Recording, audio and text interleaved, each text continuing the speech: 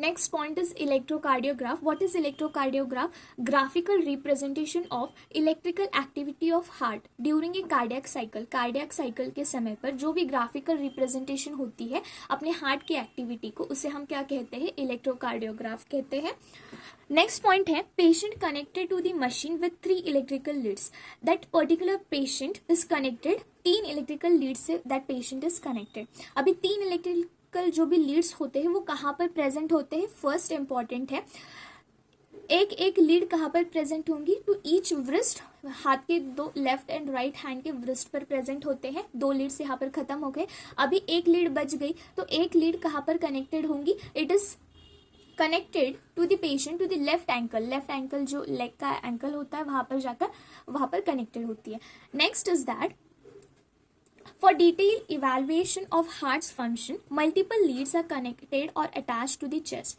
अगर हमें बहुत ही ज़्यादा detail evaluation that is information चाहिए हार्ट के बारे में, कार्डियक साइकिल के बारे में, सो व्हाट इज दैट? बहुत सारे मल्टीपल मतलब बहुत सारे लीड्स कहाँ पर कनेक्ट किए जाते हैं? They are attach to the chest. Next point है ECG is identified with letter from P to T. अभी ईसीजी जो है दैट इज इलेक्ट्रोकार्डियोग्राफ, वो कौन से लेटर से कहाँ तक आइडेंटिफाइड किया जा सकता है? So it is identified by letter P to T that corresponds to a specific electrical activity of heart. अभी ये क्या बताता है? P to T letter shows corresponds the एक स्पेसिफिक इलेक्ट्रिकल एक्टिविटी जो हार्ट की होती है वो बताते हैं.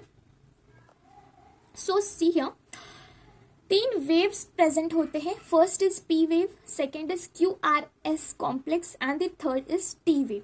नाउ जो P वेव है ये क्या डिनोट करेंगे? This P wave denotes depolarization of atria. QRS complex denotes the depolarization of ventricles. Depolarization का मतलब क्या होता है? Contraction of ventricles and contraction of atria. And the last denotes repolarization. उसका मतलब क्या होता है? जो भी कॉन्ट्रैक्शन हुआ है वो अगेन उसके रिलैक्स स्टेट में जैसे पहले था उस स्टेट में चला गया. So these are the 3 waves. We will study this 3 waves in detail. What is an P wave? P wave क्या डिनोट करता है? So it is denoting depolarization of atria. Now what is an depolarization of atria? उसे हम क्या कहते हैं? Excitation of atria, या उसे ही हम क्या कहते हैं? Contraction of both the atria. Next is QRX complex. अभी what is an QRX complex? उसे हम क्या कहेंगे? Depolarization of ventricles. Depolarization का मतलब ही क्या होता है? Contraction of ventricles that is taking place. Next is contraction starts after Q wave. Q wave के बाद ही जो भी contraction होता है वो start होगा, उसे हम कहेंगे marks the beginning of systole. Systole का मतलब ही क्या होता है? Contraction. Next is that number of QRS complex. कितने भी नंबर ऑफ QRS कॉम्प्लेक्स है तो उससे हम क्या पता कर सकते हैं? हार्ट बीट रेट हम उस QRS कॉम्प्लेक्स से पता कर सकते हैं.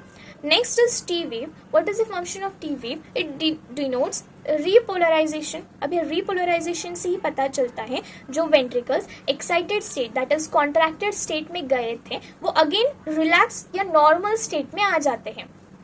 End of T wave marks the end of systole. Obviously अगर जब T wave एंड हो जाता है, दिस T wave ends, तो यहाँ पर ही जो कॉन्ट्रैक्शन है वेंट्रिकल्स का वो एंड हो जाता है.